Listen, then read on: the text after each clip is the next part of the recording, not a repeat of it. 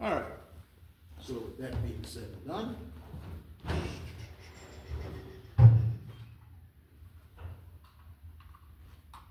and yes, you're free to record this too, by the way.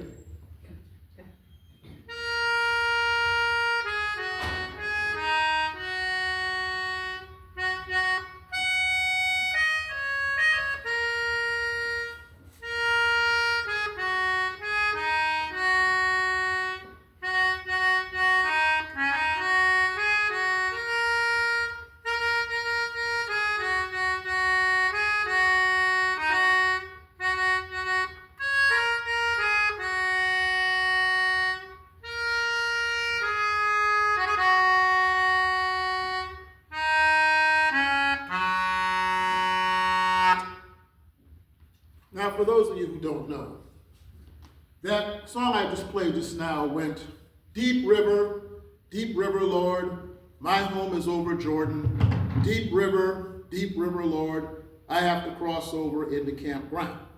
Now, back during slavery, when the slave master would hear them singing songs like this, they'd go, oh, what a wonderful song about going down to the river and getting baptized. No. That was actually about going across the Ohio River and out of slavery and away from the plantations and into freedom, you see.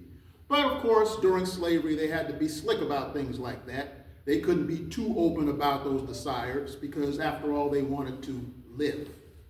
And so that's one of the aspects of how folklore and folk culture was used as somewhat of a weapon during that period as a means of survival, when literacy was forbidden to them and such, that showed that, contrary to popular belief, these people were not as ignorant as often portrayed.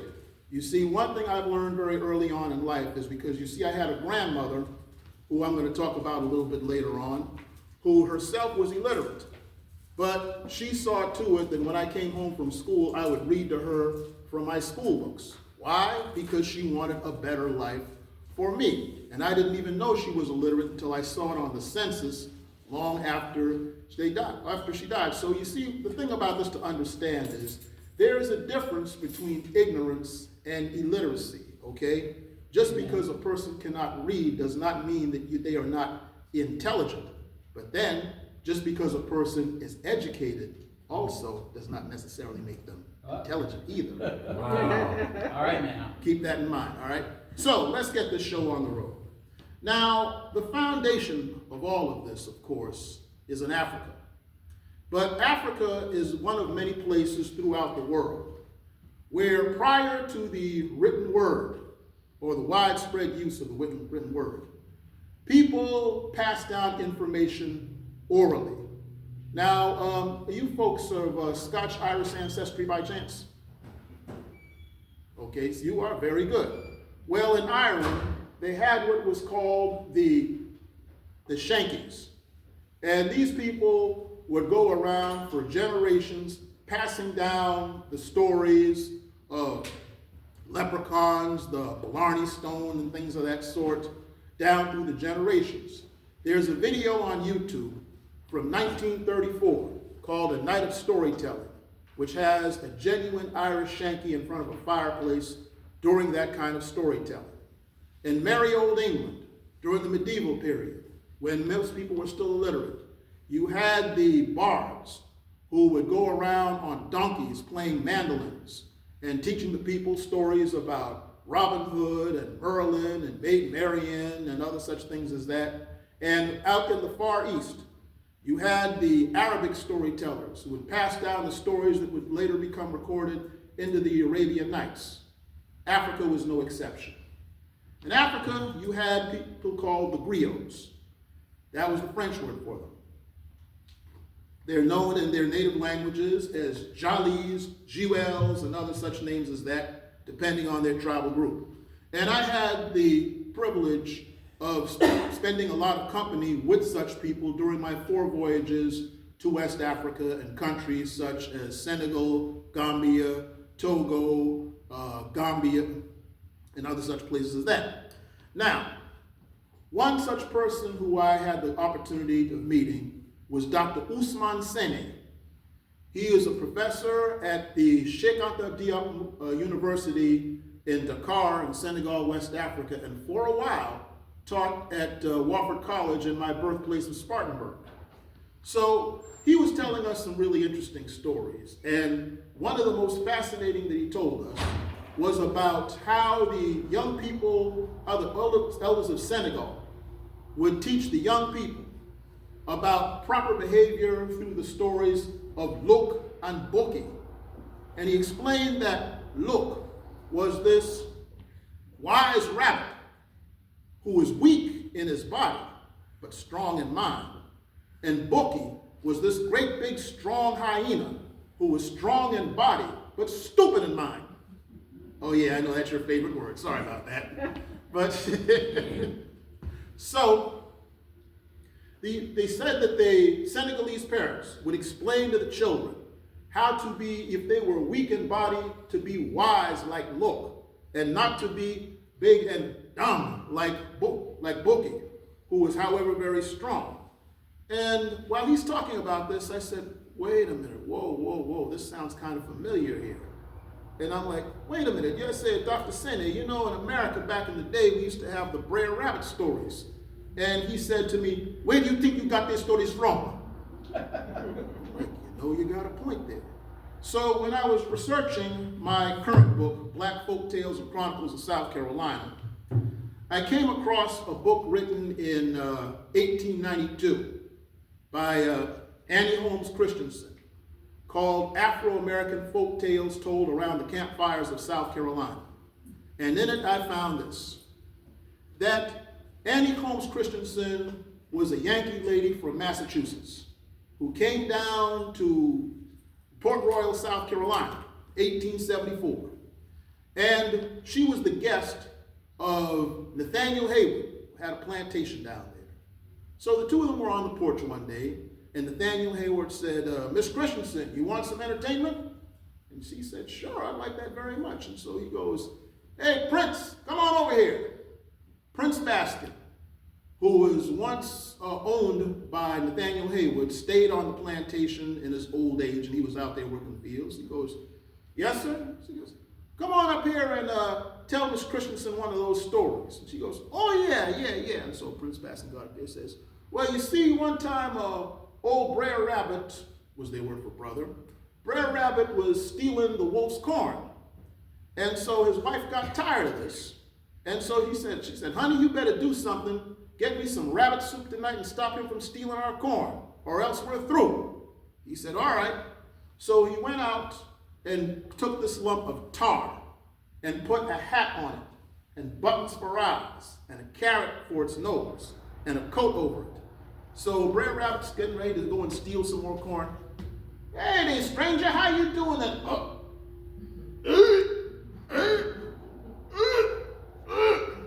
His hand got stuck on the tar. So then Brer Wolf comes by. He's got his kerchief around his neck and a knife and fork. Well, I'm gonna get some rabbit stew tonight. Hold on, Brer Wolf. Before you do that, I gotta tell you something. What is it you gotta tell me?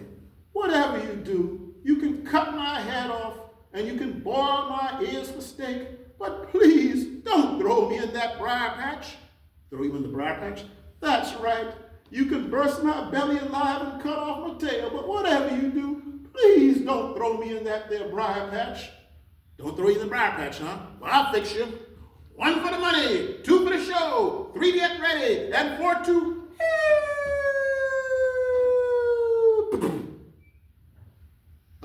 Mr. Wolf, you're forgetting something.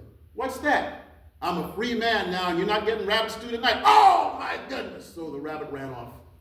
So he went back home and said, well, honey, there ain't going to be no rabbit stew tonight. So after this, Abby Holmes Christensen and Nathaniel Hayward laughed and applauded. And of course, like I said, Abby Holmes Christensen, she's a Yankee. She's not used to Massachusetts. She's not used to black people. And so she goes, why, Prince, that is such a fascinating story. Wherever did you get such an interesting story? And Prince Baskin said, from my African granddaddy. And so I thought about that, And I really wish that I could have contacted Dr. Ousmane Sene back in Senegal, West Africa, and told him that I saw the link that proved exactly what he said. But you know, it's an interesting thing about that. Whenever I met Africans who would tell me things like this, and I would do research and find out about it, and when I would return to Africa and see them again, they would always respond to me, "What did you need to look that up for? Didn't I tell you that was true?" And these folks know what they're talking about over there. And some other stories that kind of go through like that are as follows. One of the storytellers in Senegal told me about the talking skull. Talked about how one time this fellow was going down this road through the jungle forest, and he saw a skull on the road. And he goes, "Oh, I wonder what's this doing here?" He reached down, picked up the skull. "Now, what is this doing here?" And the skull all of a sudden looks up at him and goes, "Talk brought me here." What? It talked. He said, "You heard me. Talk brought me here." Oh my goodness, I gotta go tell the king this. So he ran over to the king, goes into the palace. "Yes, what is it?" "Your Majesty, I have some important news for you." "Oh really, what is it?" "Your Majesty, I just found a skull that talked." "You what?" "I just found a skull that talked, Your Majesty." "Listen, you had better not be wasting my time, or else you will be dealt with." "Come, Your Majesty, seriously. Yeah, follow me, I'm going to show it to you." So he took the king out there, and so there he is. So then they see the talking skull over there and says, "Watch this, Your Majesty." "Okay, skull, say a few syllables for His Majesty. Sing a song to him. Give him some letters or something like that. Come on, skull, say something to the king. Say assalamu alaikum or something like that. Talk to His Majesty and say something to." "I am waiting." "Well, you see, young man, you have wasted my time with foolishness. I do not tolerate that sort of thing. Guards, off with his head." A couple weeks later, another fellow is walking down through the forest and the palm trees, and he sees two skulls down there. And he picks up one of them and says, "I wonder what caused this." And the skull says, "Talk brought me here too." And this kind of thing is how they taught life lessons, through folk tales like that. And one that I found another one that's really interesting, deals with the folk hero of Ghana, a fellow known as Anansi the Spider. And the Anansi stories have been so strong over the years that most of the people who are in Jamaica are descended from the Akan people of Ghana. And I was, in fact, initiated in a ceremony by the Akans while I was over there. They named me Kwaku, which is he who was born on Wednesday. And when I went to Gambia about a couple of years after this, I was in Jukare Village. Anybody here familiar with Jukare Village? Roots, right? Yes, sir. That's right. That's the village where Alex Haley found his family. So I was there with Chiefess Taco Ta in Jukare Village. I went over to her and I bowed and said, "Salam alaikum," and she, "Walaikum salam," and so she goes, "Young man, what is your name?" And I said, "Damon Fordham." And she goes, "Bah! That is your American name. What is your African name?" And I said, "Well, I was in Ghana and the Akan people named me Kwaku." And she looks at me, "You are Wolof, I presume, right?" And I said, "Yes, according to the family DNA, I'm of the Wolof people." And before I could explain that I'm also Ghanaian, she goes, "Then you need a good Wolof name. It should be Ibrahim." And I said, "What?" And so she said, "You heard me, your new name is Ibrahim." And I said, "Ma'am, my father's name was Abraham." Wow. These people are no joke over there. I mean, I used to not believe in third eyes and things like that. Well, these people definitely have a third eye. But anyway, getting back to Anansi. So, of course, I forgot to tell her that I'm half Ghanaian too, but oh well. Anyway, so Anansi once wanted all the wisdom in the world for himself. So he went around gathering wisdom and put it all in this gourd jar. And so he figures he's going to climb up to his web up in the tree and take all this wisdom with him. So as he's climbing up the web up to the tree to make this web, all of a sudden the gourd gets slippery in his tentacles and whoa! And it crashes to the ground. And all the other animals ran around and start grabbing the wisdom for themselves. And so he's there. Wise old spider comes by and says, boy, what's wrong with you? Oh, I had all this wisdom to myself, and then I had it in the gourd jar, and then the gourd jar dropped, and all the wisdom scattered all out, and ooh, everybody has wisdom except me. So, old wise spider said, fool, sit down, let me tell you something right now, okay? Don't you know it's better for many people to have wisdom as opposed to just one? Let that sink in. See, these folks are no joke. Deep when it comes to storytelling. But one that has another one that has an interesting connection was that in Senegal, in Gambia, one of our hosts was telling us about his fourth or fifth great-grandfather who sold his own brother to the slave dealers. Now, you hear a lot of talk, well, the Africans sold each other to slavery. Well, here's the thing. If they did that within their own family, that was considered, a triple faux pas. You just didn't do that, okay? And so he was greatly scorned. Now, fast forward about maybe 100 or so years after that. Over in Colombia, they have the Sand Hills by Colombia. And there was a plantation owner by the name of Edward C.L. Adams who collected stories from one of his plantation owners in 1928 by the name of Thaddeus Gooden. And he put the stories in a book called Congaree Sketches, which you might have in your library. Well, Thaddeus Gooden told about King Buzzard. And he said that King Buzzard was a wicked king in Africa who was selling his own people to the slavers. And so he was greatly hated among the tribe. And that after he died, his soul went up. And so he gets there figuring that he's going to go to heaven. Where do you think you were going? Well, I thought I was going to go up in here and, no. You sold your own people to the slavers. That is entirely too wicked. You can't come in here. Down you go.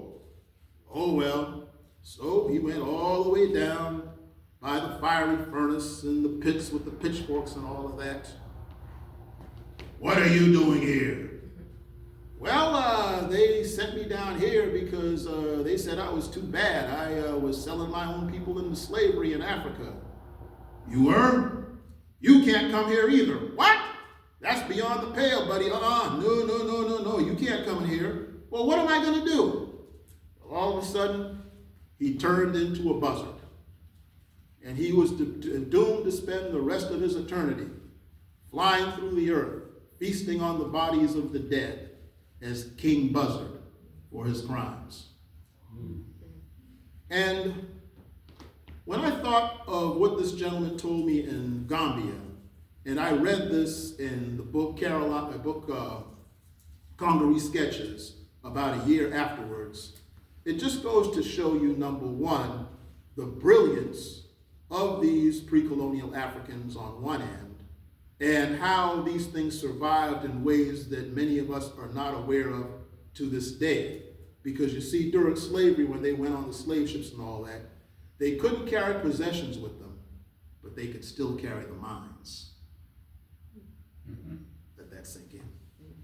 So later on, the Brer Rabbit stories continued to play a major role in the African American people. And in Port Royal, in 1919, there was a lady named Elsie Clews Parsons who wrote a book on Sea Island folklore.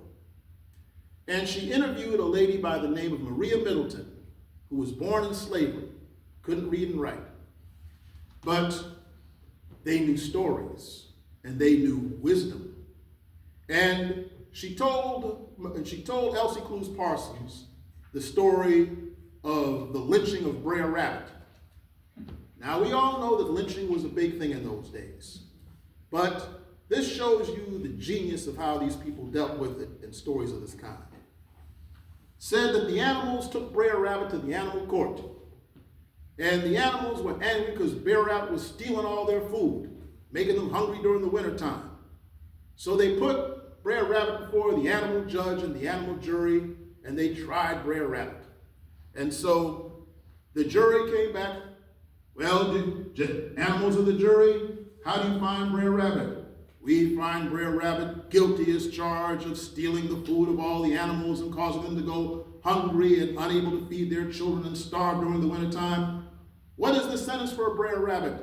He shall hang by the neck tomorrow until dead. And the animal court said, yay! And Brer Rabbit's like, oh. And they took Brer Rabbit into the jail to hold him overnight. And while he was in the jail, the only one who felt sorry for him was the one last friend he had left in the world, which was Brother Stork. Come in. Oh, hey, Brother Stork, how you doing? Hey, Brer Rabbit, I heard what happened in the animal court. Man, that's some messed up stuff. Yeah, they gonna hang me tomorrow. What am I gonna do, Brer Crane? What am I gonna do? Well, come here, Brer Rabbit, I got an idea. What you got? What you gonna do? So the next day, all the animals came from far and wide to see the scaffold that had the rope that was about to hang Brer Rabbit. And they were out there having their picnic lunches and everything, just waiting for this to come. Excursion trains were coming. Hurry, hurry, hurry, ladies and gentlemen, boys and girls, come see the lynching of Brer Rabbit. Step right up, don't crowd. Peanuts, popcorn, get your peanuts over here, and so on and so forth. And so they took Brer Rabbit out of the jail, handcuffed, and the crowd went, boo, boo, boo. He's up there crying without a friend in the world, and they put him on the scaffold. And so the hangman came by and took the rope and put it around the rabbit's neck, and the animals went, hang Brer Rabbit, hang Brer Rabbit, hang Brer Rabbit. But all of a sudden, from the clouds came a message, that rabbit ain't done nothing, let that rabbit go. And the animals looked up, oh, and they started running. So right after this, the crane flew from behind the crowds, and a little cup to megaphone his voice, and he went down to Brer Rabbit, took off his handcuffs, took the rope off his neck, and Brer Rabbit said, nice job, Brother Crane. That worked out well. And that goes to show the genius of these people in wish fulfillment and making up stories like that to cope with the predicament that many of them really did face in those days, you see. So, another one that's far less serious than that dealt with the drunk rat, and how one day the rat had crawled into a moonshine still. And so the rat had been drinking the moonshine. And so he's in there drunk and can't get out. So he's like, help, help, help. And then the cat came by and said, what's going on in there? He goes, bruh, cat, man, pull me out of this moonshine still and help me dry out. Well, what's in it for me? You can eat me all to yourself after I dry out. Oh, really? Okay, I'll help you out. So the cat took his paw, took the rat by the tail, dragged him out, put him on the grass, waited a couple of hours, and then soon the rat was dry. And the cat then put a little kerchief around his neck, took his knife and fork, went over to him, and all of a sudden, the rat jumped up and started to stagger off. See ya! And he said, wait a minute, didn't you say you were going to let me eat you after you dried off? And the rat looked at him, cat says, bro, cat, don't you know by now that a drunk man's liable to let anything come out of his mouth? Wow. Like I said, these people may not have gone to school, but they knew that they had people sense. Wow. And that came through these stories. Now, I just mentioned Port Royal. And in areas like Port Royal, Beaufort, Charleston, roughly between Georgetown and Brunswick, Georgia, you're liable to hear people say things like, "Boy, what's wrong with you? You better stop that before I woke you now. You think you was." You're liable to hear what's called gullah. And here's the story behind that, okay?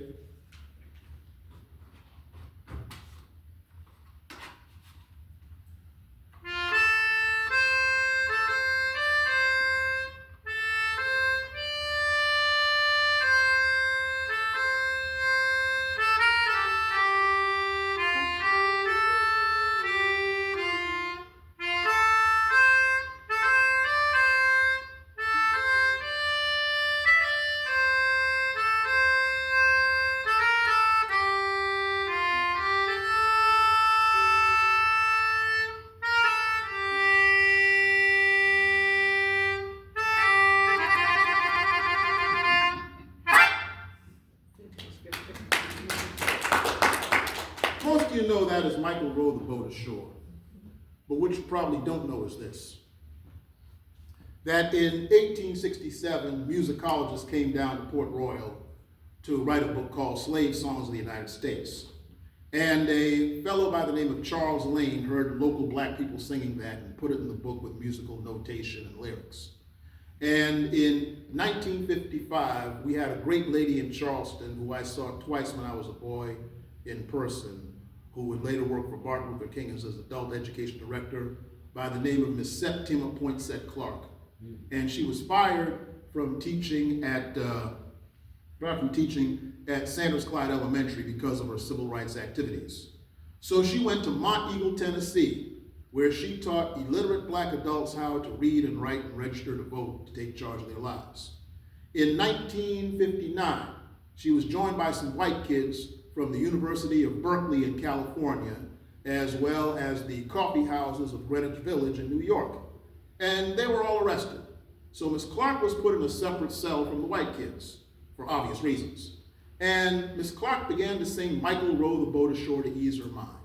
And the white kids never heard anything like this before. So when they were all released and went back to the coffee houses of Greenwich Village and the University of Berkeley, they took songs like that with them. And this is where you get that generation of the white folk singers, like Pete Seeger and Peter, Paul, and Mary, and the Smothers Brothers, and the Mamas and the Papas, and Joni Mitchell, and Joan Baez, and Bob Dylan. If you could imagine Bob Dylan getting up there and going, "Michael Row the Boat Ashore, hallelujah." This is how that song became internationally famous. So, by the way, Bob Dylan's real name is Zimmerman. Did you know that? Somebody told me that once. I know it was me. That's what I said. Somebody told me that once. So anyway, great name. So, indeed. So anyway, in 1981, Ms. Clark sued the state of South Carolina for the unjust lost years of back pay from her unjust firing, and won and collected before she died on December 15th, 1987. And I mentioned earlier that I saw her twice when I was a boy. Once in 1978 when I was 14, Jesse Jackson was speaking in Charleston and he introduced her to the crowd.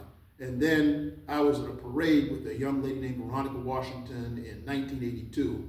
And right after she won this decision, she was on a float in a parade with a queen's crown and regalia. And it touched my heart to see the African Americans go up to the float just to touch that float and go, "Miss Clark, Miss Clark, Miss Clark," and to see her get her flowers while she could still smell them before she passed away on December 15th, 1987. So anyway, the song, the Michael Row the Boat Ashore, along with the sweetgrass baskets that you see in the Low Country, and the dialect and the foodways and the folkways of the people, those things are collectively known as the Gullah culture of the region. And that gets its name from the Gola tribe of Sierra Leone and Liberia, and sometimes called Geechee. Some people say that's from the All Geechee River near Savannah, or the Kisei tribe in Sierra Leone and Liberia. And these tribes were known for growing and harvesting rice, as well as making sweetgrass baskets. I have a sweetgrass basket at home from Sierra Leone. So they brought these people to the Sea Islands off the coast from Georgetown down to Brunswick. And because these islands were so isolated, the only white people there were the plantation owners and the overseers. And thus, with so little white influence, they kept more of their African speech, folk ways, and culture than any other black people brought to these United States, and that's where we get the Gullah culture. My grandmother, Janie Fordham, was born in Owendaw, South Carolina, around 1900. And because she never had the opportunity to go to school and learn to read and write because she had to work in the fields, she spoke Gullah till the day she died in 1976, when I was 12 years old while I was watching an episode of Laverne and Shirley. And in 1968, when I was 4 years old, she would call me in the house by going, "Damon, y'all churn too trifling, y'all better come on and yup white box y'all," and things like that. So she and my grandfather saved their money so that my dad could go to South Carolina State University in Orangeburg, South Carolina's major black college. And Dad was the first of 3 generations of teachers in our family. I'm the second and my nephew's the third. And in those days, if you were in an educated black family in the Charleston area, your parents did not want you speaking Gullah because people looked down on it as country, backward, and low class. But as you could tell, I always had a knack for theatrics. So every now and then I would deliberately make Dad furious by going, "Daddy, I'm hungry, I want some okra soup." "Stop that, I didn't send you to school to talk like that." "How I'm wrong, Daddy, I just want something for eat." "Stop it, quit loving your grandmother, stop it, I say." So in 1932, Dr. Lorenzo Dow Turner, a black professor of linguistics at Fisk University in Nashville, Tennessee, went to teach at South Carolina State. And he was shocked to hear the students from the low country area and coastal Georgia say things like, "Man, Dr. Turner, you hot up in ya, man, up the window." Excuse me, man, Dr. Turner, hot up in ya, up the window? Why, what type of speech is this? I find this fascinating. This I must study. So he went throughout coastal South Carolina and Georgia studying Gullah. And in Harris Neck, Georgia, right outside of Brunswick, he met a lady named, this elderly lady who was able to sing this song in Gullah, in Gullah, that went something to the effect of, and this is an approximation, "Awaka yilene, yile, yile, waka yilene." "Madam, what song is that you were singing?" "Oh, my great-grandma used to sing that when I was a little gal." "Let me see now, your great-grandmother used to sing that when you were a little girl." "Madam, I must ask you this. Did your great-grandmother come directly off the boat from Africa?" "Yeah, how you didn't know that?" "Why, Eureka, that's the funeral song of the Mende tribe. This Gullah is not the ignorant, backward country junk that people think it is. There's the cultural connection between the blacks of Africa and those of America." And he wrote the book called Africanisms in the Gullah Dialect. And almost a century later, Mary Moran, who was Amelia Dawley, was the lady we interviewed. And Amelia Dawley's great-granddaughter, Mary Moran, made the trip back to Sierra Leone around the 1980s or early 90s. And she began to sing the first verse of the song, and the Mende people finished the song, and they embraced. And that made a documentary called The Language I Cry In. What's the name of that book again? I'm sorry. I'm sorry, you got you. Africanisms in the Gullah dialect. So, hold on, let me get my place back. So, anyway, then not too long after that, General Joseph Momo of Sierra Leone, West Africa, went to speak at the Penn Center in St. Helena Island.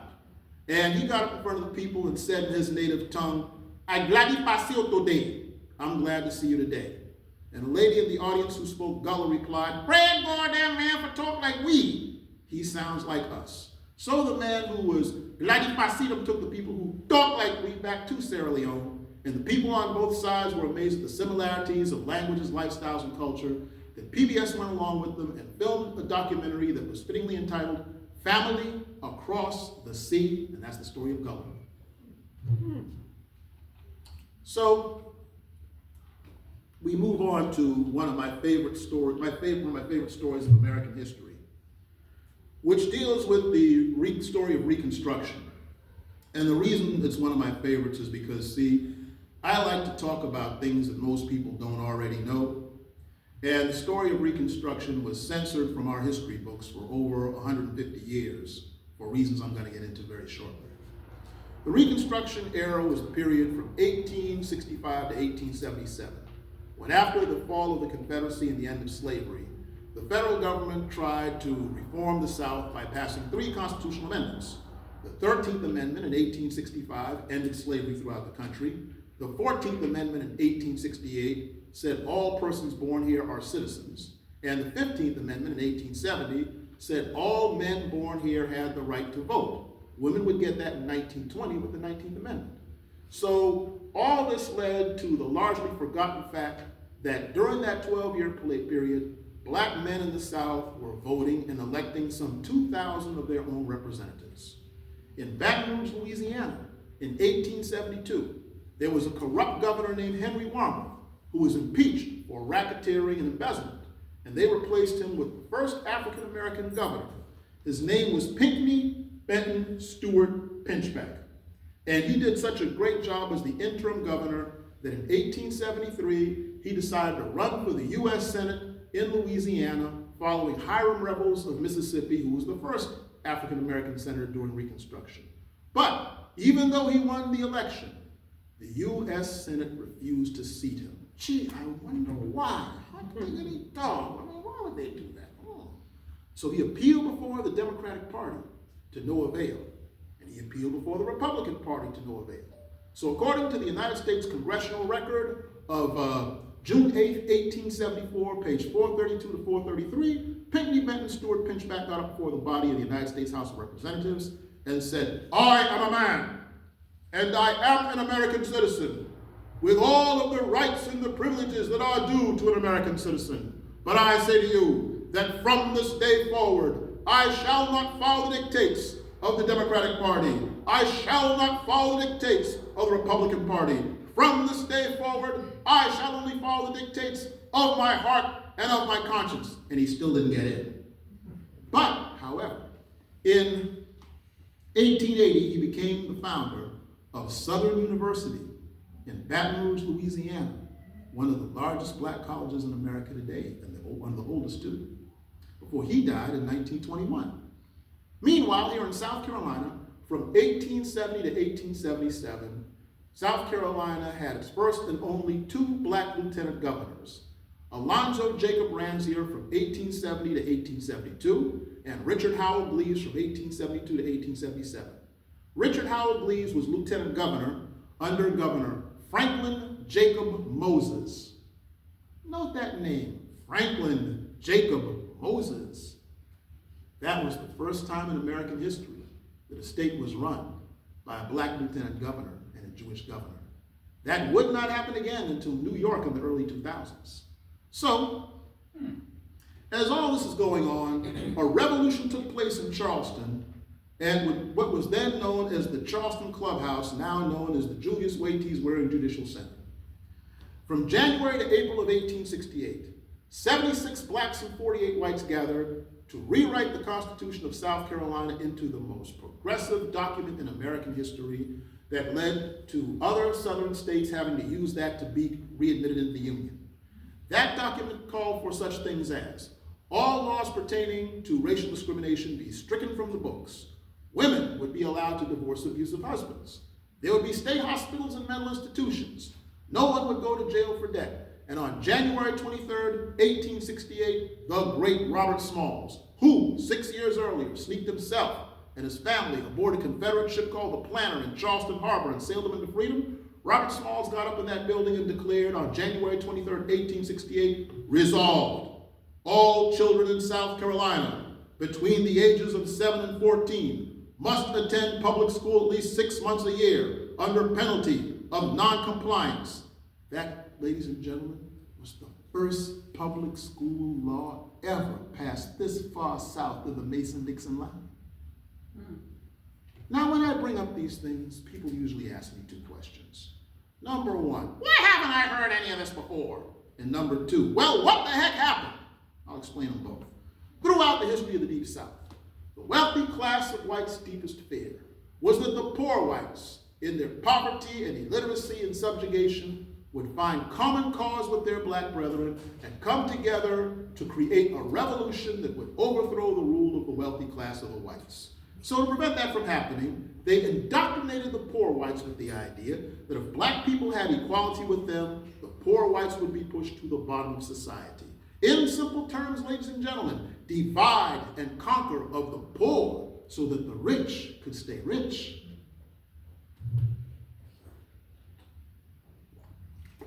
And that's what racism is all about, Charlie Brown.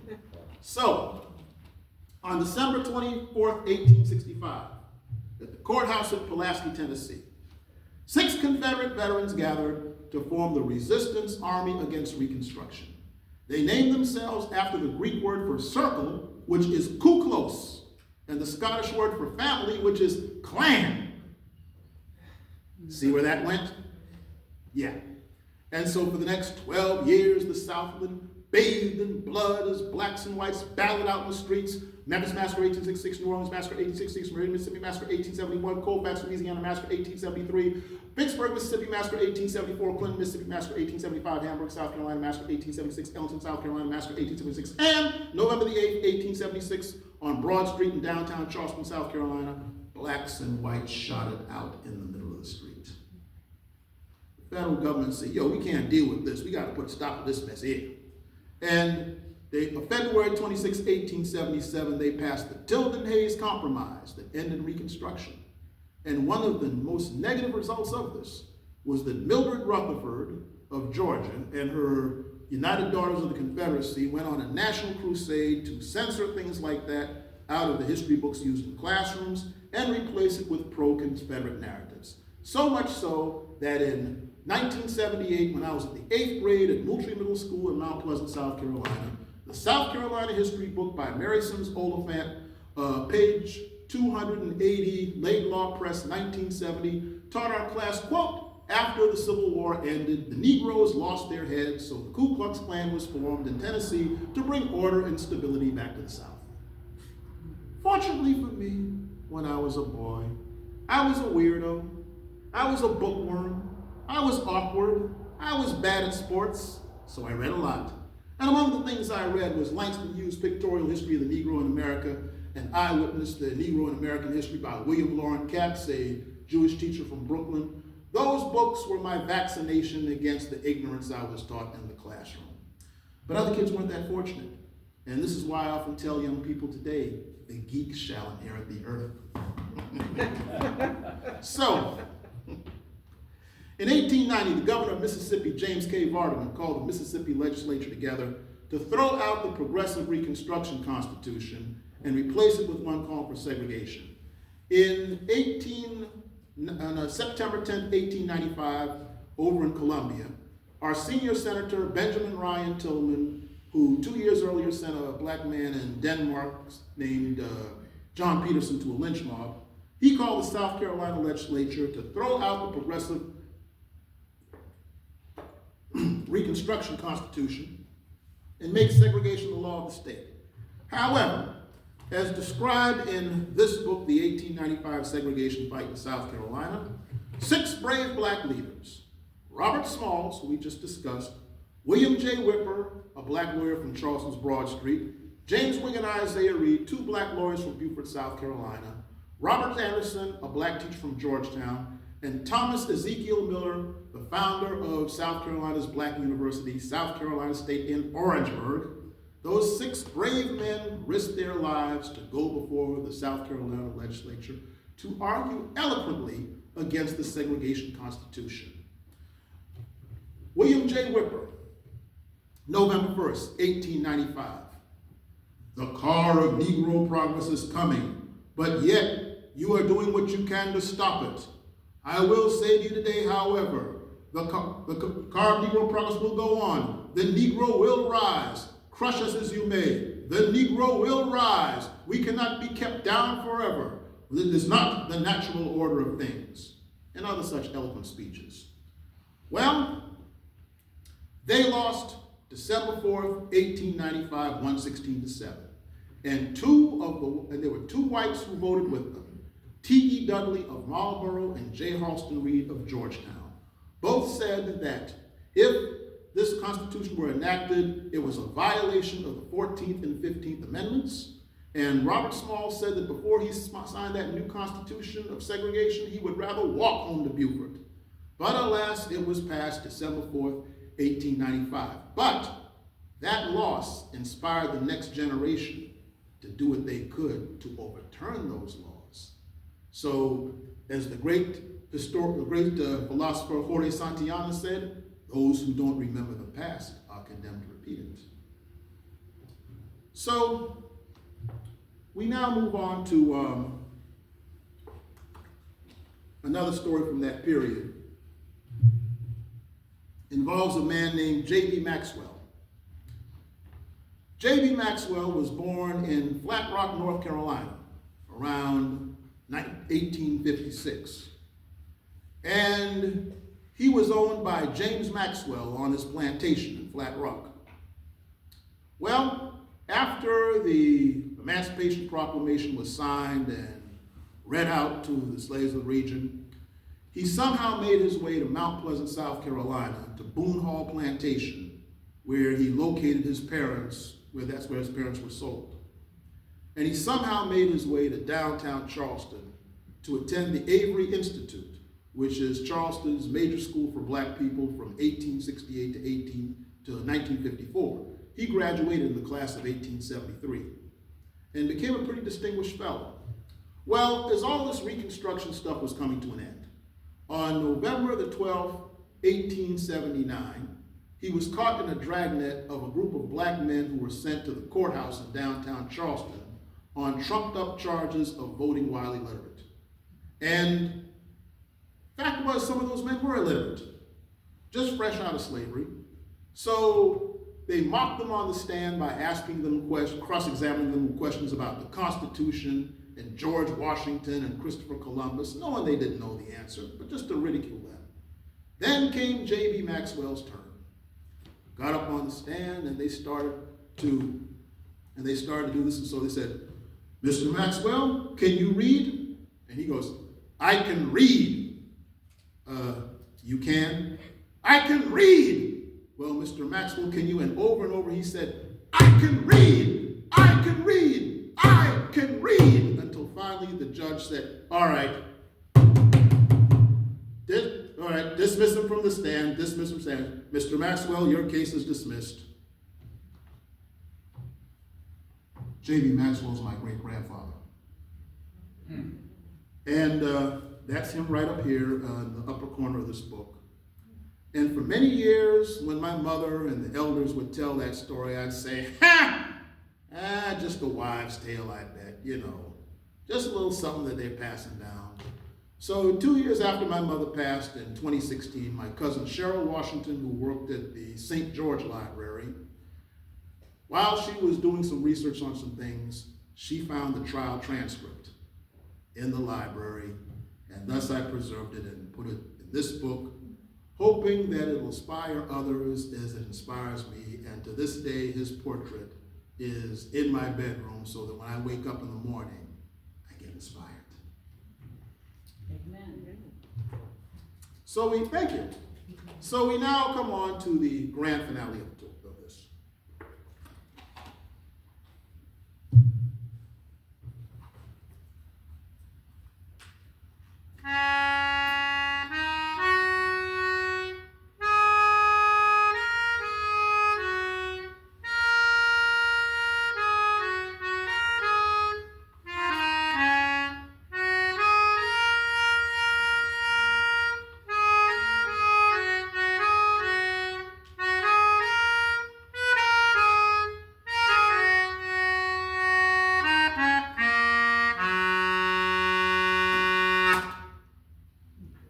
Some of you might know that as "Oh freedom over me, and before I'll be a slave, I'll be buried in my grave and go home to my Lord and be free."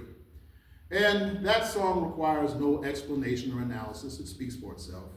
And it's a perfect introduction to the grand finale of all of this, which is the story of the Denmark-Vesey slave rebellion of 1822 in Charleston. Denmark-Vesey was born in St. Thomas, Virgin Islands, and was owned by a Charlestonian named Captain Joseph Vesey, who needed somebody to do the paperwork for the plantation. So he taught Denmark how to read and lived to regret it because Denmark read other things. He read Exodus 21:16, which said, "He that stealeth a man and selleth him shall be put to death."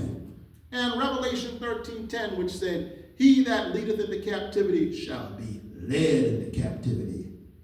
Things you don't usually hear in church. And he also read about the Haitian Revolution, where the blacks of Haiti under Toussaint Louverture and Jean-Jacques Dessalines overthrew the rule of Napoleon Bonaparte to make Haiti the first free black republic of the Western Hemisphere. Things you don't usually hear in the classroom. So with all this, you could guess what was on his mind. They came here in 1782, they came to Charleston. And Captain Vesey would rent Denmark out to do chores for other slave owners. And he would split the commission with Denmark, so Denmark had money in his pocket. He was walking down East Bay Street, September 30th, 1799, with money in his pocket, when he came across a barker who had a roulette wheel and a crowd surrounding him. And the barker went, "Hurrah, hurrah, hurrah, ladies and gentlemen, boys and girls, step right up, place your bets on the number, step right up, round and around she goes, where she stops, nobody knows." Denmark placed a bet on number 1884 and won $1,500. So he went back to Captain Vesey. Let's see now, I'm working here in my ledger here, and oh, Denmark, come on in, old boy, what can I do for you? Captain Vesey, I have a question for you. Why, certainly, what is it? Sir, how much am I worth? How much are you worth? Well, let me look at my ledger. Let's see, how much is Denmark worth? Oh, here it is. According to this, you're worth $600. Why do you ask? Flickety, flickety, flickety, flickety, flickety, flickety, flickety, flickety. Okay, I'm worth 600. Here's 8. See ya. Hey, wait a minute, Denmark. Have a nice day. So Captain Vesey took Denmark to the courthouse, which ruled on December 31st, 1799, that Denmark Vesey was then, thenceforward, and forever free. Denmark became a lay minister at the Hempstead AME Church on Charleston's east side. And while he was doing that, he secretly gathered a core of his followers to form the Great Slave Rebellion of 1822. The plan was they were going to break into the city armory late at night and steal guns. And then they were going to go throughout Charleston setting fires. And when the slave master came to put them out, pow, pow, pow, pow, pow! Then they would go throughout Charleston freeing black people, and he would lead them down to Charleston Harbor, where they would take the guns and hijack ships and sail to Haiti, where they would be free. But before any of that could happen,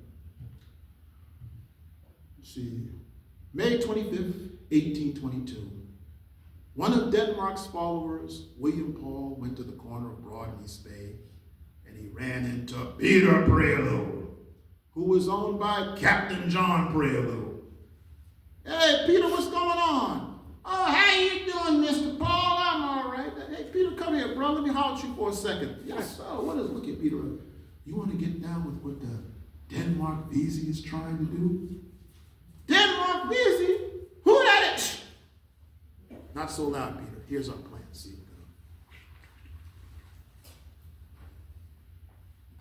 ooh, wait a minute now. You gonna do all of that? Peter, wait a minute. Feet don't fail me now. Hey, Peter, wait. Yeah. Peter ran back to his owner, Captain John Prelude. "Mr. Prelude, Mr. Prelude, Mr. Prelude." "Oh, my goodness, Peter, what do you mean by waking me up at this ungodly hour of the evening? Do you realize what time it is?" And "What's the matter? You're shaking like a leaf on a tree." "Mr. Prelude, guess what Mr. Denmark Vesey's going to do? Guess what he's going to do?" "He is? Oh, my goodness. Heavens to Murgatroyd. This is outrageous, atrocious. It's pretty bad, too. I must call out the militia expeditiously, and right now." So he called out the militia. And Vesey and 34 of his followers were captured on June 16, 1822. And the court ruled that on July 2nd, 1822, Denmark Vesey and his followers would hang by the neck until dead. Peter was fat and happy. State of South Carolina freed Peter, gave him a financial stipend for the rest of his life. Never had to work another day in his life. But elsewhere in Charleston was a free and educated black man named Bishop Daniel Alexander Payne, who had a school on Tradd Street for free and enslaved children. And because Denmark Vesey used the Bible and history books and the Constitution to encourage revolution, the state of South Carolina made it illegal to teach an African American to read and write, so they shut down his school. But he didn't let that stop him. He went to Xenia, Ohio, where he started Wilberforce College, the first black college in America that was started and run by black people.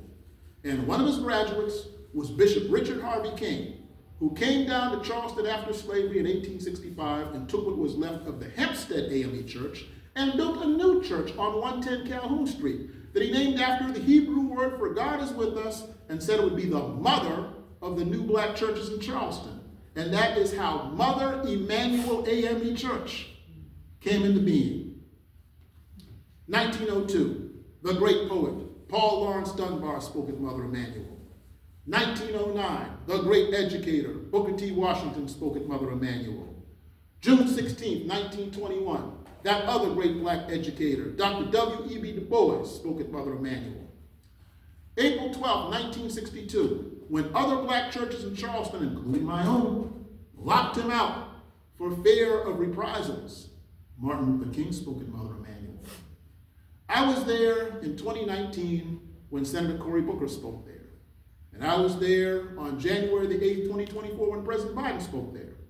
But unfortunately, that church today is best known for the fact that on June the 17th, 2015, the terrorist Dylan Roof entered and assassinated two very good friends of mine, the Reverend Clemente Pinckney and the librarian Cynthia Hurd, and 7 other members of the congregation. Dylan Roof was tried at the Julius Waites Waring Judicial Center, and today he is at the federal penitentiary in Terre Haute, Indiana, awaiting his execution. Well, not too long after that, 10,000 of us marched on Mother Emanuel to show the world we were not afraid to go back into the church. And while Don Lemon and Anderson Cooper were out there reporting, and while we were marching and clapping our hands and singing our songs, Tina, you remember Marilyn Hemingway, don't you? Yes. Yeah, she was there also with us. Oh, yeah, okay. I was marching next to her. Oh. While we were out there marching and clapping our hands and singing our songs, the Jewish community of Charleston marched in front of the church and formed a circle and recited the Hebrew prayer of the dead to show solidarity with us. 3 years later, in Pittsburgh, Pennsylvania, the Tree of Life Synagogue met the same fate as Mother Emanuel. So that Friday night, a bunch of us went to the synagogue on Hazel Street for Friday night Shabbat services to return that favor of solidarity. And this was also around the time that President Obama came down there. And he made history. For that's the occasion where he was giving the eulogy for Reverend Pinckney. I didn't go because by 7:30 of that morning, the place was packed. And I said, no, I don't have the patience for that. Plus, I'd seen him on a couple of occasions anyway. But that was the occasion when he made history, because during his eulogy for Reverend Pinckney, he went off script and gave his rendition of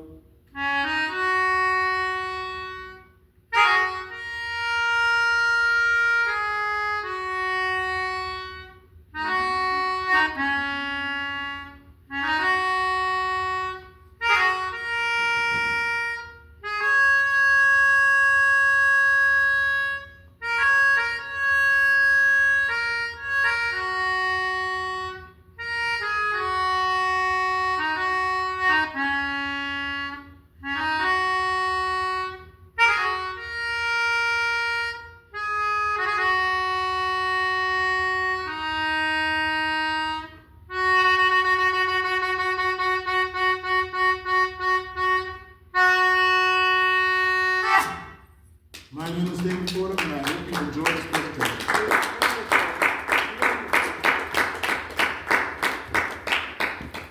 So,